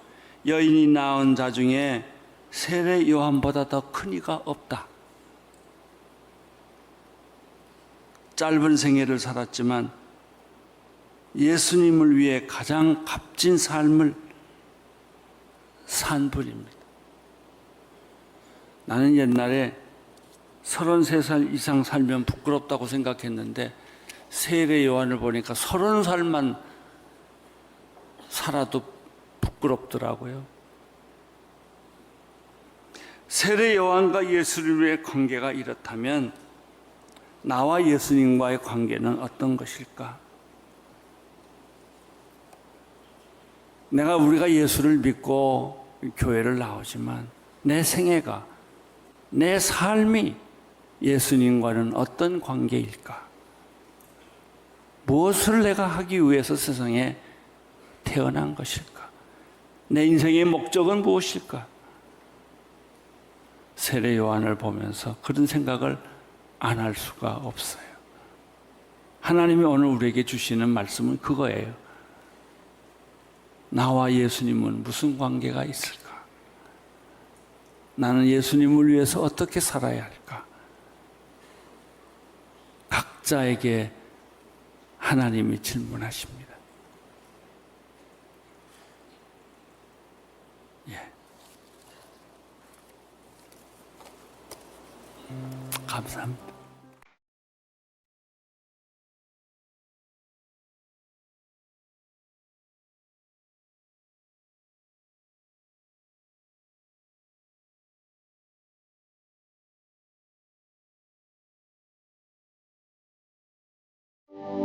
구원이란 죄인이 하나님을 만나는 사건입니다. 구원을 더 쉽게 표현하면 만남입니다. 하나님과의 만남. 본래 인간은 아담 이후로부터 죄를 지어 하나님과 멀리 떠나 있었습니다. 하나님 없이 살아왔습니다. 태양 없이 사는 사람은 어둠 속에 갇힐 수밖에 없듯이 태양은 찬란하게 떠 있지만 태양의 존재를 거부하는 사람들, 그래서 태양의 존재를 거부해서 땅 밑에 두더지처럼 사는 사람들은 태양의 혜택을 볼 수 없듯이 하나님을 떠난 사람, 하나님으로부터 멀리 하나님을 거부한 사람들, 하나님을 인정하지 않는 사람들은 하나님의 은총과 축복을 경험할 수 없게 된 것이죠. 이런 사람들의 특징이 있습니다. 고독이에요. 고독은 스스로 만든 겁니다. 누가요? 외롭다 그러면 이렇게 말했어요. 그건 당신이 스스로 만든 거 아니에요. 그래요. 왜? 고독은 자기가 만든 겁니다. 누가 고독해 한 게 아니에요. 하나님을 떠나면 고독합니다. 하나님을 떠난 사람의 특징은 불안이에요. 어딘가 불안해요. 부인이 있어도 불안하고 남편이 있어도 불안하고 자녀가 있어도 불안하고 해가 지기만 해도 불안해. 왜 불안한지 몰라요. 인생이 불안해. 하나님이 없는 사람의 특징입니다. 하나님이 없는 사람의 특징은 두려움이에요. 깊은 두려움이 있습니다. 설명할 수 없는 두려움이 있습니다. 우리는 하나님을 찾아보려고 합니다. 그러나 찾으면 찾을수록 안 만나지는 게 하나님이에요. 왜냐하면 내게는 하나님을 찾을 능력이 없다는 것을 늦게야 알기 때문에 그래요. 우리는 하나님을 찾는 길도 할 수 없었고 하나님을 찾을 수 있는 능력도 인간 안에 없다는 사실을 철이 들면 알게 됩니다. 하나님이 나에게 찾아오셔야만 내가 하나님을 만나. 하나님이 나를 의지적으로 만나 주시기 전에는 내 스스로 하나님은 만나지지 않습니다. 하나님은 우리를 만나시기 위하여 독생자 예수 그리스도를 이 세상에 보내어 십자가에 못 박혀 죽게 하심으로 우리가 치루어야 할 죄의 대가, 죽음의 대가를 그분이 담당하시고 다시 우리를 하나님의 자녀로 삼아 주신 것입니다. 이것이 복음이에요. 이게 성경에 있는 이 얘기의 핵심입니다. 하나님을 만난 순간 이 사람의 영혼에는 구원이 이루어지기 시작하며 어둠이 변하여 빛이 되며 죽음이 변하여 생명이 되며 미움이 변하여 사랑이 되며 모든 불안과 염려와 근심과 고독이 변하여 충만함, 삶의 충만함, 감당할 수 없는 그 감격과 기쁨의 삶이 그의 삶 속에 이제 나타나기 시작을 하는 것입니다. 야곱은 자기가 배신한 형 에서를 만날 때까지는 행복할 수가 없었습니다. 아기를 낳아도 아내를 얻어도 재산을 가져도 그는 행복하지 않았어요. 왜냐하면 자기가 배신했던 형 에서와의 화해가 없었기 때문에 그렇습니다. 여러분, 하나님과 화해가 생기기 전에는 인간이 어떤 행복을 추구해도 그 행복은 가짜인 것입니다. 요셉도 마찬가지입니다. 야곱은 형을 배신했지만 요셉은 형들에 의하여 배신을 당한 사람이었습니다. 자기를 배신한 형들을 만나보기까지 요셉의 문제는 정리되지 않은 것입니다. 요셉은 자기를 배신했던 형들을 만나서 자기가 형들을 용서하고 형들을 사랑했다고, 나는 이미 감정을 다 풀었다는 얘기를 해야만 합니다. 그걸 해야만 요셉은 행복합니다. 나는 여러분들에게도 이런 축복이 있기를 바랍니다. 만날 사람 만나서 풀 걸 다 푸시기를 축원합니다. 고백할 것을 다 고백하시고, 여러분이 용서했다고 할지라도 그 용서했다는 사실을 그 사람에게 알려줘야 합니다. 나는 당신에게 감정이 없어. 당신이 내 인생을 이렇게 망가뜨렸지만은 나는 당신을 다 용서하기로 결정을 했어. 이 말을 해야 돼요. 혼자 용서한다고 되는 게 아니에요. 여러분이 용서받아야 될 사람에게는 찾아가서 용서를 구해야 합니다. 여러분이 용서할 자는 찾아가서 용서했다고 선언해야 합니다. 인생의 행복의 가장 중요한 기초는 용서입니다. 용서하면 행복해집니다. 용서받으면 행복해집니다. 하나님은 요셉에게 요셉을 배신한 형들을 만나게 하기 위하여 하나님이 굉장히 고생하십니다. 하나님이 작업을 하십니다. 그것이 하나님이 보내주신 기근이었습니다. 우리는 좋은 환경이든 나쁜 환경이든 그것을 통하여 하나님은 역사한다는 사실을 여기서 배우는 것입니다. 사랑하는 성도 여러분, 여러분 주변에 일어나고 있는 좋은 환경이든 나쁜 환경이든 그리스도의 관점에서 그걸 보십시오. 축복도 그리스도의 관점에서 보고 고통도 그리스도의 관점에서 보면 그것은 하나님의 섭리요 계획이요 축복이라는 사실을 알게 되는 것입니다. 저는 개인적으로 병약한 목사입니다. 이 병이 20년 30년 동안 나를 괴롭혀왔지만 또 한편 그리스도의 관점에서 보면 이 병 때문에 내가 목사가 되었고, 이 병 때문에 내가 은혜를 받게 되었고, 이 병 때문에 이런 축복을 받게 된 또 다른 간증이 내게 있어요. 무슨 사건이든지 어떤 관점에서 보느냐가 아주 중요합니다. 그리스도 안에 있으면 모든 것이 합력하여 선을 이루느니라. 현재 받는 고난은 장차올 영광과 좋게 비교할 수 없느니라. 세상 사람들은 그것을 고통이라고 말합니다. 저주라고 말합니다. 손해라고 말합니다. 그렇지만 그리스도 안에 있는 사람들은 그 모든 저주와 고통과 아픔이 순식간에 승화하여 축복으로 변하는 것입니다. 나는 여러분의 생애가 축복인 줄로 믿습니다. 여러분의 고난이 축복이 될 줄로 믿습니다. 여러분의 미래는 찬란한 하나님의 축복으로 가득 찬 것을 믿습니다. 드디어 요셉은 생각지도 못하게 하나님의 특별한 은혜로 가나안 땅에 있는 요셉의 형들을 만나게 됩니다. 이것은 상식에 안 맞는 일이고 순리에 안 맞는 방법이에요. 근데 하나님은 어떤 때는 전혀 우리가 상상하지 못했던 방법으로 우리에게 접근하게 하시고 우리에게 찾아오기도 하십니다. 이것을 깨달으면 부르는 찬송가가 있어요. 아, 하나님의 은혜로. 아, 하나님의 은혜로 있을 데 없는 자 왜 구속하여 주는지 난 할 수 없도다. 내가 믿고 또 의지하는 내 모든 형편 잘 아는 주님, 늘 걸보아 주실 것을 나는 확실히 아네. 뺨을 쳐도 침을 뱉어도 내 인생을 누가 꺾어버려도 내 안에 있는 이 하나님의 비밀, 이 하나님의 기쁨을 빼앗아갈 자가 없는 것입니다.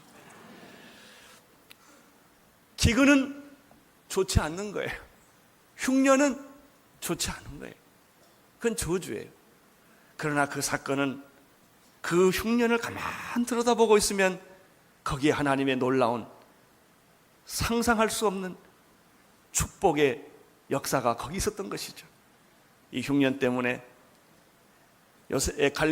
가나안에 있는 요셉의 형들은 애굽에 있는 요셉을 찾아오게 됩니다. 자, 우리 어제 본문으로부터 다시 시작하겠어요. 42장 6절부터 시작하겠습니다. 6절 시작. 때에 요셉이 나라의 총리로서 그 땅 모든 백성에게 팔더니 요셉의 형들이 와서 그 앞에서 땅에 엎드려 절하며. 이거 잘 보세요. 자, 요셉이 왔어요. 형들이 요셉을 만나자마자 그들이 어떻게 했습니까? 땅에 엎드려 절했다고 그랬어요. 그냥 아무 생각 없이 읽으면 그냥 절했나 보다 이런 거예요. 근데 그것을 영적인 통찰력을 가지고 보면 이것은 하나의 사건이에요. 어떤 사건입니까? 요셉이 17살 때 꿈을 꾸었던 사건이 일어난 현장이에요. 요셉의 곡식단은 일어서고 형들이 11곡식단이 요셉에게 절을 했어요. 그 말 했다가 미움받아가지고 아주 곤욕 치르지 않습니까? 요셉이 서 있는데 해와 달이 절하고 11별이 절했어요. 그런 꿈을 17살 때 소년 요셉이 꾸었다고요. 근데 요셉이 가만 보니까 지금 그 일이 자기 눈앞에 일어나고 있는 거예요. 할렐루야. 이것이 믿음의 현장이었어요. 상상할 수 없는 일들이 지금 벌어지고 있는 것이죠. 요셉은 형들을 알아봤어요. 반면에 요셉의 형들은 요셉을 알아보지 못했어요. 하나님은 우리를 알아보세요. 근데 우리는 하나님을 잘 몰라요. 성령이 여기 계시고 예수님이 여기 계신데도 못 보는 사람 참 많아요. 나는 오늘 성령이 역사하는 것을 볼 수 있게 되기를 바랍니다. 성령이 여러분의 마음을 만지시고 성령께서 여러분에게 음성을 들려주시는데 그걸 들을 수 있는 귀와 느낄 수 있는 영적인 센스가 여러분에게 있게 되기를 바랍니다. 요셉은 알아봤어요. 요셉의 형들은 알아보지 못했어요. 요셉은 알아보지 못한 형들에게 엄한 목소리로 위장해서 이렇게 말합니다. 너희들이 어디서 왔느냐? 9절을 보십시오. 9절에 그렇게 말하면서 요셉이 어떤 생각을 하고 있었는가? 9절에 보면 요셉이 그들에게 대하여 꿈을 생각했더라 이렇게 되어 있어요. 그러니까 요셉이 이 꿈을 잊어버리지 않았다는 것이죠. 다시 말하면 요셉의 마음속에는 그 한 구석에는 고난이 올 때, 억울한 일을 당할 때, 누명을 쓸 때도 이 꿈이 있었다는 것이죠. 형을 만날 수 있는 확률은 거의 없는데도 이 꿈을 포기하지 않고 있었다는 것을 알 수가 있어요. 요셉이 그 꾼 꿈을 기억하고 있었다 그렇게 되어 있어요. 요셉 앞에 무릎을 꿇으라는 형님들, 그는 여기서 뭘 느꼈을까요? 하나님의 주권과 섭리를 생각했을 거예요. 이야, 봐라, 응? 너희들이 나한테 절하지 않냐? 이런 게 중요한 게 아니에요. 야, 내가 이겼지. 응? 그래, 이게 아니라고요. 요셉이 형님들이 무릎 꿇는 걸 보면서 통쾌한 게 아니라 그는 하나님의 영광을 봤을 거예요. 하나님의 위대함을 봤을 거예요. 하나님의 약속의 성취를 그는 보았을 거예요. 요셉은 그 당시에 꾼 꿈을 기억하면서 얼굴 표정은 전혀 다르게 형들을 스파이로 몰아댑니다. 탐정꾼으로 몰아냈는데 9절을 보십시오. 12절을 보십시오. 14절을 보십시오. 16절을 보면 4번이나 요셉은 집요하게 형들을 탐정꾼으로 몰아붙입니다. 요셉의 형들은 더 이상 변명할 수도 없고 더욱더 말하면 말할수록 딜레마의 곤란한 지경으로 빠져가는 것입니다. 요셉은 말합니다. 너희 말째 아우 베냐민을 만약 데려온다면 너희가 정탐꾼이 아니라는 것을 증명할 수 있다. 그 말을 들은 10명의 형들은 진땀이 나기 시작한 거예요. 이게 간단한 말인데 사람을 진땀 나게 하는 말. 그런 말 있잖아요. 간단한데 진땀 나게 하는 거. 왜냐하면 이 말은 절대로 아버지한테 할 수 없는 말이에요. 그건 요셉한테 말할 수가 없어요. 자기 가족의 내부 상황이에요. 그런데 요셉이 어쩌면 정확하게 가장 결정적인 문제를 딱 찔러서 베냐민만 데려오면 너희들이 스파이가 아니라는 걸 내가 인정하겠다, 이렇게 요셉이 말을 합니다.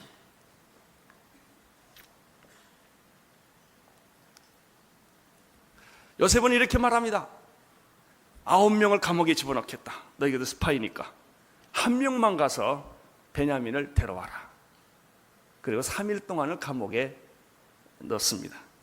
18절부터 20절까지 읽어주십시오. 시작. 3일 만에 요셉은 그들에게 이르되 나는 하나님을 경외하노니 너희는 이같이 생명을 보존하라. 너희가 독실한 자이면 너희 형제 중 한 사람 옥에 갇히게 하고 너희는 곡식을 가지고 나서 너희 집들의 주인을 너희 말째 아우를 내게로 돌려오게. 그리하면 너희 말이 진실함이 되고 너희가 죽지 아니하리니 그들이 그대로 하느니라. 요셉의 생각이 사실은 3일 만에 뒤바뀝니다. 9명을 감옥에 가두고 1명을 보내려고 했던 그 생각을 바꿔서 1명만 가두고 9명은 보내주겠다, 이렇게 말을 바꾸어 줍니다.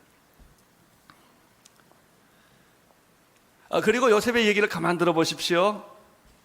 너희들이 곡식을 다 가지고 가라. 일단 고향에 돌아가서 끼니는 이어야 될 거 아니냐, 이게. 요셉이 이렇게 말을 바꿔줍니다. 그리고 집에 가서 이 음식을 가지고 가고 약속대로 그 말째 9만 데려오면 내가 너희들을 다 용서해주고 다 믿고 너희들하고 무역도 하겠다, 이렇게 이야기를 합니다.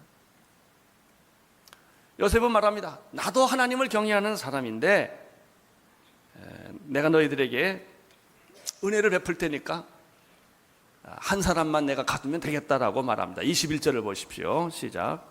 그들이 서로 말하되 우리가 아우의 일로 인하여 범죄하였도다.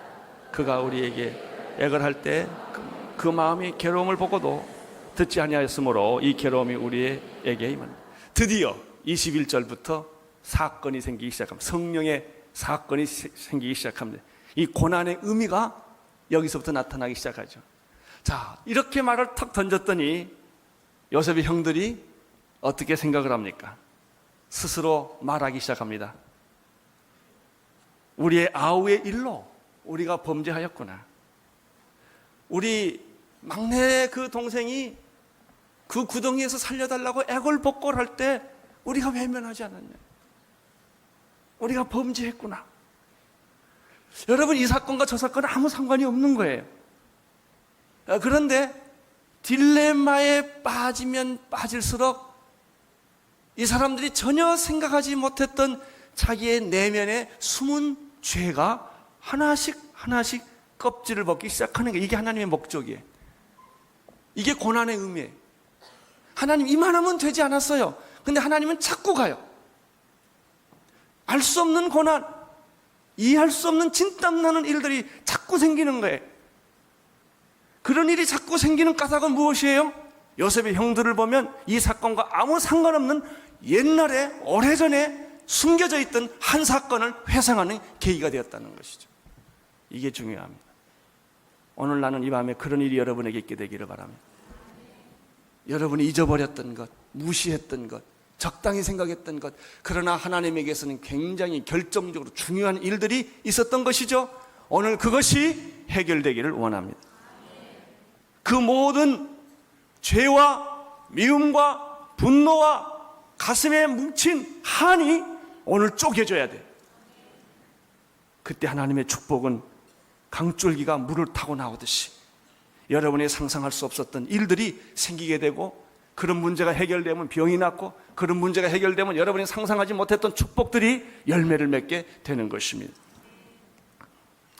여기서 21절에서 보면은 한 세 가지를 생각할 수가 있는데, 첫째는 요셉의 형들은 요셉의 문제를 결코 잊지 않고 있었다는 사실을 알게 됩니다.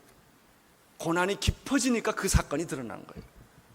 만약에 이렇게 심각한 고난이 없었다면 이 사건은 영원히 땅에 묻힌 사건이었을 거예요. 형들은 더 이상 이 문제를 거들먹거리지 않았을 거예요.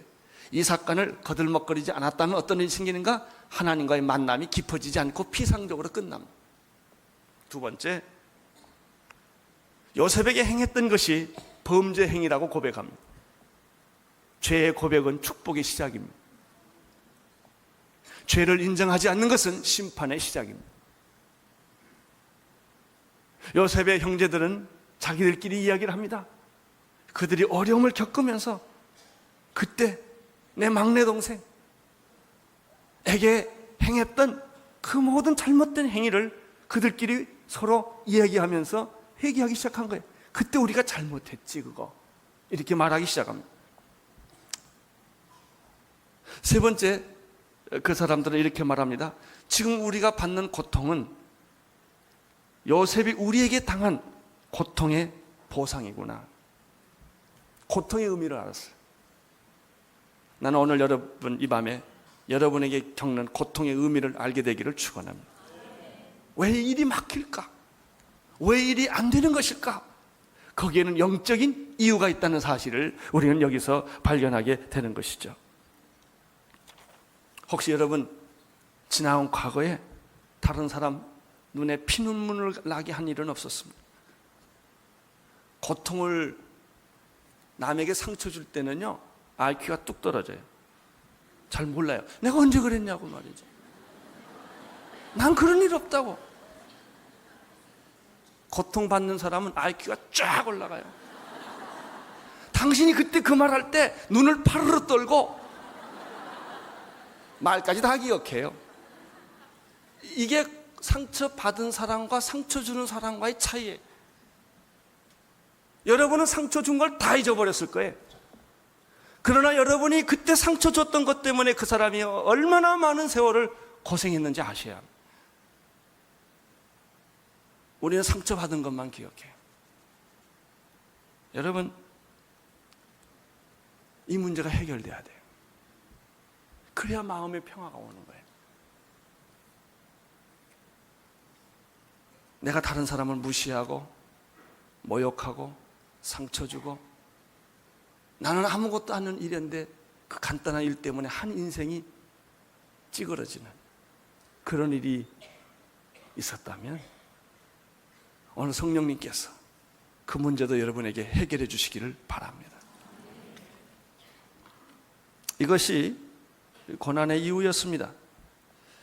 자, 이런 사건이 기근이 있었고 요셉에게 스파이로 몰려가고 그리고 감옥에 3일 동안 들어가고 그리고 해결할 수 없는 하나의 숙제 베냐민을 데려오라고 하는 이 아주 난제 앞에서 그들이 겪게 된 축복이 뭔 줄 아세요? 참회의 축복이에요. 참회의 축복, 회개의 축복. 만약에 형들이 그날 아는 척하고 아 형님 이러고 났으면 그들은 이 문제는 땅에 묻혀버렸을 거예요. 땅에 묻히고 그리고 이 사람들은 피상적인 사람으로 끝났을 거예요. 오늘 기독교의 최대 위기가 뭔지 아세요? 피상성이에요. 적당히 예수 믿고 값싼 은혜, 감상적인 낭만적인 신앙을 갖는. 아멘 할렐루야, 난 하나님 자녀가 됐습니다, 난 죄에서 용서받았습니다, 이상 끝. 그러니까 그 사람은 죄를 또 짓는 거고 그 사람의 신앙은 아주 얄팍하고 감상적이고 감정적이고 신뢰성이 없는 거예요. 깊이가 없는 거예요. 여러분, 회개의 깊이는 신앙의 깊이에요. 참회의 깊이는 신앙의 깊이에요. 정말 그 죄 때문에 내가 깊이 이 문제를 적당히 넘어가는 것이 아니라 내 속에 숨겨져 있는, 살 속에 숨겨져 있는, 뼛속에 박혀 있는 이 무서운 죄악들을 하나씩 하나씩 끄집어내지 않고 적당히 미봉책으로, 예수님의 보혈이 내 죄를 용서했다고 미봉책으로 몇 마디로 끝내버렸기 때문에 그 깊은 축복은 그 사람에게 사라진 거예요. 그리고 그 결과가 뭔지 아세요? 고난과 위기가 올 때 견디는 능력이 없는 거예요. 쉽게 불평하고, 쉽게 원망하고, 쉽게 하나님한테 이야기를 합니다. 왜 그런 줄 아세요? 참회의 깊이, 회개의 깊이가 없기 때문에 이런 일들이 일어나는 것이죠. 다윗이 하나님의 사람이지만 그는 큰 죄를 졌죠. 그때 이 다윗이 참회하는 시편을 읽어보면 이 사람이 그냥 회개했다, 이게 아니에요. 이 하나님 앞에서 이 죄 문제를 가지고 다윗이 얼마나 고민하고 참회의 깊이, 회개의 깊이, 얼마나 그가 괴로워했는지 시편에 보면 아주 잘 나와 있습니다. 32편 1절에서 4절에 보면은 이런 말씀이 있어요. 허물의 사함을 얻고 그 죄의 가림을 받는 자가 복이 있구나. 이 세상에 행복자가 누구냐? 허물이 가림을 받고 죄가 용서를 받을 수 있는 인간이 있다면 그 사람처럼 행복한 사람은 없는 거다. 이렇게 말을 하라. 돈 있는 자가 행복하다 이런 소리 안 합니다. 건강한 자가 행복하다 이런 소리 안 합니다. 자식 많은 선 다복이 행복이 아니다. 다산이. 그런 건 행복의 축도 안 껴요. 진짜 행복은 그 죄가 가리움을 받고 허물이 용서를 받을 수만 있다면 이 사람은 진정한 행복자다.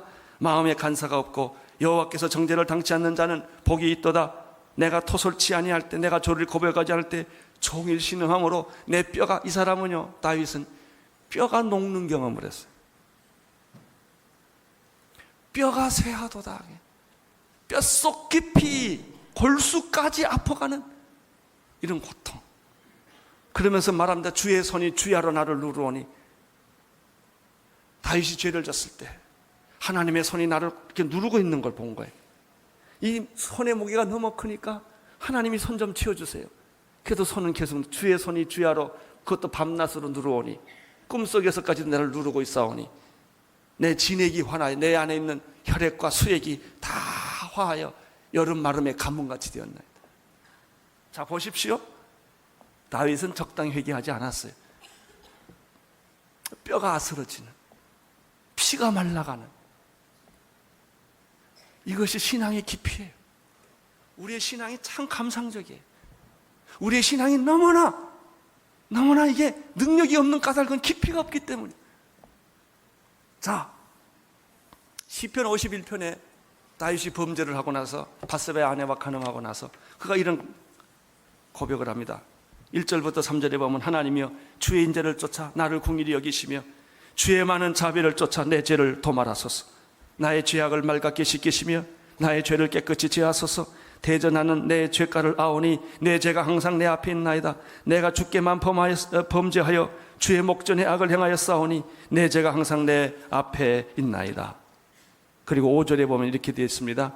나는 죄악 중에 출세했습니다. 이제 이 죄를 깊이 이 묵상을 하다가 보니까 내가 죄 짓는 게 이게 중요한 게 아니고 내가 태어날 때부터 죄 중에 태어났다는 걸 알게 된 거예요.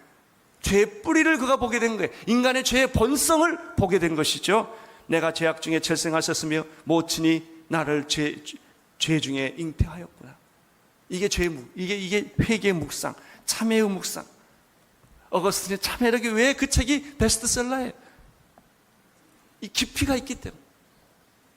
오늘 우리 현대 그리스도인들, 우리들의 신앙의 피상성, 우리 그리스도인들의 신앙의 아주 그 냄비 같은 거, 이게 전부 어디서 오느냐? 여기서 오는 거예요. 그래서 요셉의 형들이 이런 딜레마, 이런 고난, 진땀 나는 이런 일들을 겪을 때 그는 이 사건과 전혀 상관없는 먼 옛날 숨겨졌던 한 사건, 요셉의 사건을 회상하면서 회개하기 시작합니다. 우리가 하나님 앞에 죄를 지었구나. 요셉이 그때 우리를 살려달라고 그렇게 아우성했는데 그걸 우리는 모른 척했구나. 그때 요셉의 마음이 얼마나 힘들었을까를 자기들이 고통을 겪으면서 요셉이 자기들 때문에 고통 겪었던 그 고통을 이제야 그들이 회상을 하는 거예요. 22절 보세요. 시작. 루벤이 그들에게 대답하여 가라되 내가 너희더러 그 아이에게 듣게 하지 말라고 하지 아니하였느냐. 그래도 너희가 듣지 아니하였으리. 그러므로 그 핏값을 내게 대한 핏값, 여기서 핏값이란 말이에요. 그 핏값을 우리가 지금 받는다 이거예요.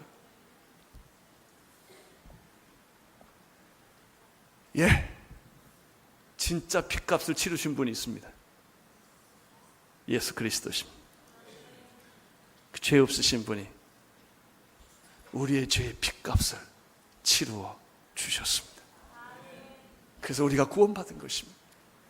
루벤은 우리가 지금 당하고 있는 것은 그때 죄 없는 그 요셉을 우리가 죽음의 사지로 몰아냈던 그 대가를 지금 우리가 치르고 있는 것이 아니냐.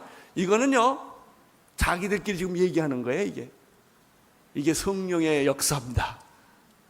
자, 23절을 보십시오. 시작.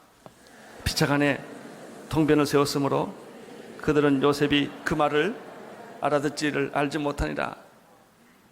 그들은 요셉이 자기들의 말을 알아들으리라고는 상상을 못했습니다. 애굽의 총리고 이 사람들은 가나안 사람이기 때문에, 그리고 대화하려면 언제나 통역자를 세워서 얘기했기 때문에 그들은 당연히 요셉은 우리가 하는 말을 못 알아들으리라고 생각했습니다. 그렇습니다. 우리는 하나님이 내가 하는 말을 못 알아들으리라고 생각하고 있습니다.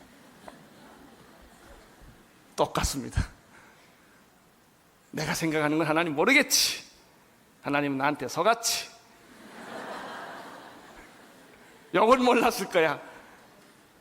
죄를 왜 짓느냐? 하나님이 몰랐다고 생각하니까. 하나님이 거기까지는 모르리라고 생각하기 때문에 죄를 짓는 거예요. 이 사람들은 지금 뭐 자기들끼리 막 얘기를 합니다. 우리가 가끔 그러잖아요. 미국 사람 앞에서 만나 욕, 막 벨욕을 다 하잖아요. 그런데 안녕하십니까? 딱. 그럼 우리가 얼마나 당황하고 놀래요?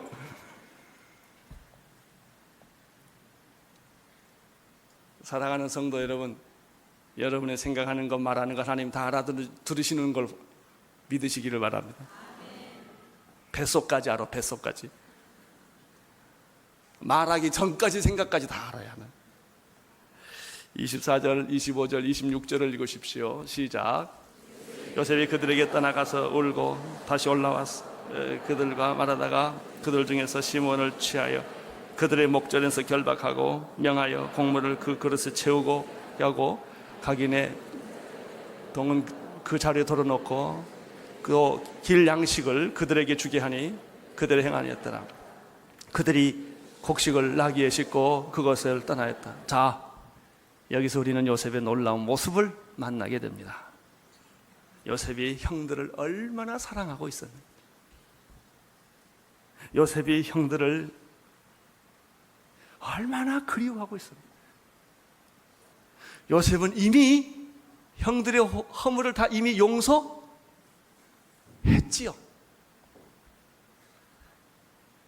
그래서 요셉은 그 앞에서는 울지 못하고 뒤돌아가서 그렇게 울었어요. 이렇게 눈물을 닦았다고 그랬어요. 여기 보면 나가서 울고 돌아왔다. 그러면서도 요셉은 겉으로는 아주 엄하게 또 나옵니다. 위선자일까요? 요셉은 이중 인격자일까요? 뒤에서 울고 앞으로 막 무섭게 하고. 그게 누군지 아세요? 엄마들의 엄마들. 엄마들 자식들 호철이 때리고 뭐 무섭게 하고, 그리고는 때린 게 또 가슴이 아파가지고 괴로워하고 잠자는 애 괜히 와서 보고 이렇게 그 눈물 찔끔찔끔 짜고 말이죠. 그게 엄마의 사랑이에요. 엄마의 사랑. 미워서 때린 거 아니에요. 하나님이 미워서 여러분 고통 주는 게 아니라는 거예요. 이게 아버지의 마음이에요. 아버지. 뒤에 가서 눈물을 흘리는 분, 그분이 우리 하나님의 아버지세요. 내 자녀가 고통 겪은 걸 알면서 하나님 지금 손을 안 쓰세요. 왜? 지금 손을 쓰면 참회의 깊이가 없으니까, 회개의 깊이가 없으니까, 피상적인 신앙으로 끝나버리고 마니까 당신의 삶과 인격을 높이 끌어가기 위하여 하나님은 눈물을 흘리면서도 어쩌면 내 고난을 그냥 보고 계시는지 몰라요.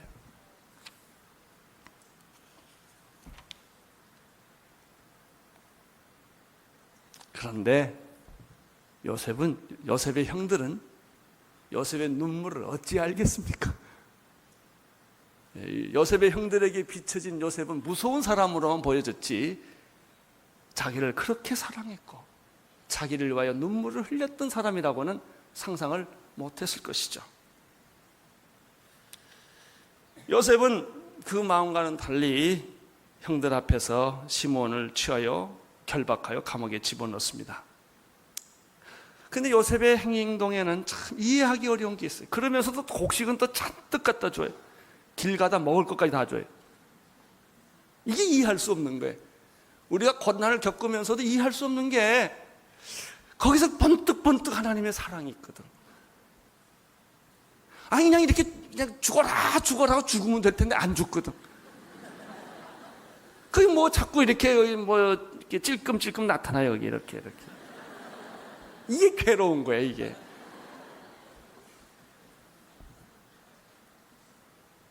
여러분, 오늘 이 밤에 나는 여러분이 하나님의 마음을 좀 알았으면 좋겠어요. 그분이 나를 얼마나 사랑하시는지 자기의 독생자 아들 예수 그리스도까지 주시지 않으셨습니까? 하나님이 우리를 위하여 무엇을 더 아끼랴 그랬어요. 자기 아들을 주시는 이가 우리를 위해서 무엇을 더 아끼겠느냐라고 말했죠. 로마서 8장에 보면은.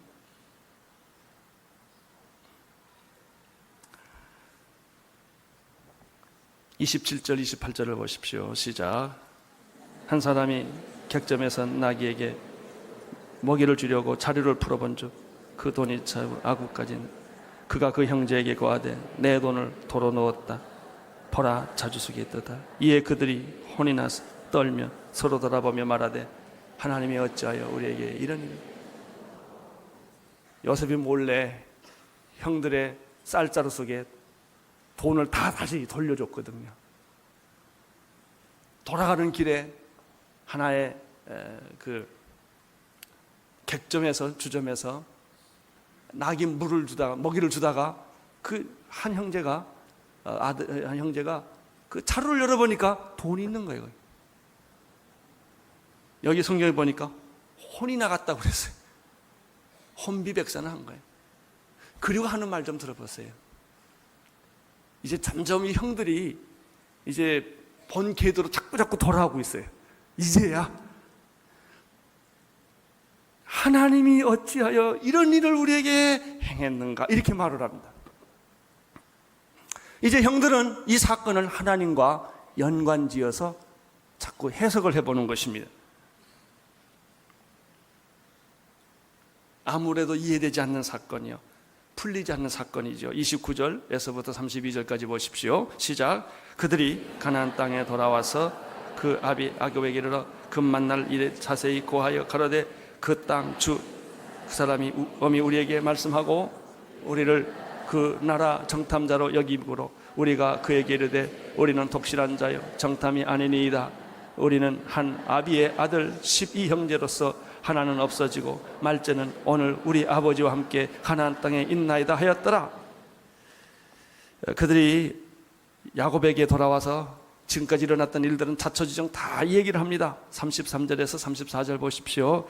그 땅 주 사람이 우리에게 이르되 내가 이같이 하여 너희가 독실한 자임을 알것 너희 형제 중 하나를 내게 두고 양식을 가지고 가서 너희 집들의 주림을 구하고 너희 말째 아우를 내게로 데려오라. 그리하면 너희가 정탐이 아니요 독실한 자임을 내가 알고 너희 형제를 너희에게 돌리리니 너희가 이 나라에서 무역까지 하리라. 이렇게 말하면 그런데 이런 사건이 벌어졌고 그 베냐민을 데려오라고 합니다. 그것 때문에 불모로 인질로 지금 시므온이 잡혀 있습니다. 이야기를 들은 야곱은 어떤 반응을 보입니까? 35절 각기 자루를 쏟고 본즉 각인의 돈뭉치가 그 자기 손에 있는지 그들과 그 아비가 돈뭉치를 보고 다 두려워하더라. 기막힌 사건을 지금 목격하고 있어요. 지금 야곱이 두 가지 놀래고 있어요. 말 듣고 놀래고 돈 보고 놀래고. 얼었어요. 완전히 기절초풍한 거예요 지금. 이게 무슨 사건이냐 이게. 야곱의 공포와 두려움은 극에 달하기 시작합니다. 36절에서 38절까지 계속 보십시오. 그 아비 야곱이 그들에게 이르되 너희가 나로 나의 자식들을 잃게 하도다. 요셉도 없어졌고 시므온도 없어졌거늘 베냐민을 또 빼앗아 가고자 하니 이는 다 내게 나를 해롭게 함이라. 루벤이 아비에게 고하여 가로되 내가 그를 아버지께로 데리고 오지 아니하거든 나의 두 아들을 죽이소서 그를 내 손에 맡기소서 내가 그를 아버지께로 데리고 오리이다. 야곱이 가로되 내 아들은 너희와 함께 내려가지 못하리니 그의 형 죽고 그만 남았습니다. 만일 너희 행하는 길에서 재난이 그 몸에 미치면 너희가 나의 흰머리로 슬피 음부로 내려가게 하려 함이라. 자, 여기서 발견한 것은 무엇입니까? 야곱이 믿음의 조상이라고는 하지만 전혀 영적인 안목이 없는 보통 아저씨.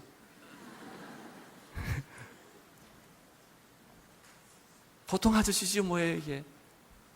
그냥 지 새끼들만 눈에 있는. 하나님은 없어요 야곱이. 이 하나님 어떤 섭니다, 하나님 어떤 계획이다 이렇게 생각을 못하고 자기 아들 죽은 것만 생각하고 뺏길 것만 생각하고, 그래서 뭐라고 말하냐면요, 이는 다 나를 해롭게 하는 사건이다 그랬어요. 여러분, 이게 야곱을 해롭게 하는 사건입니까? 아니에요. 야곱에게 영광을 주는 사건, 아들을 만나는 사건이요, 하나님의 놀라운 섭리와 계획이었던 것이죠. 그러나 하나님의 관점에서 보지 않고 자기 인간적인 관점에서 보고 그것을 자기 자녀들의 관점에서만 보니까 이것은 축복이 아니구나 라고 야곱이 그렇게 해석을 한 거예요. 사랑하는 성도 여러분, 오늘 여러분에게 주어지는 많은 사건은 하나님의 섭리임을 믿으시기를 바랍니다. 그것을 인간적인 관점에서 보지 마세요. 지금 현재의 관점에서만 보지 마세요.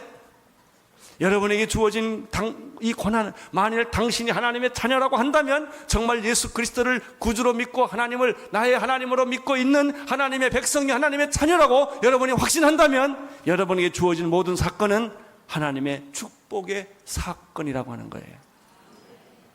이렇게 그 사건을 설정해 보십시오.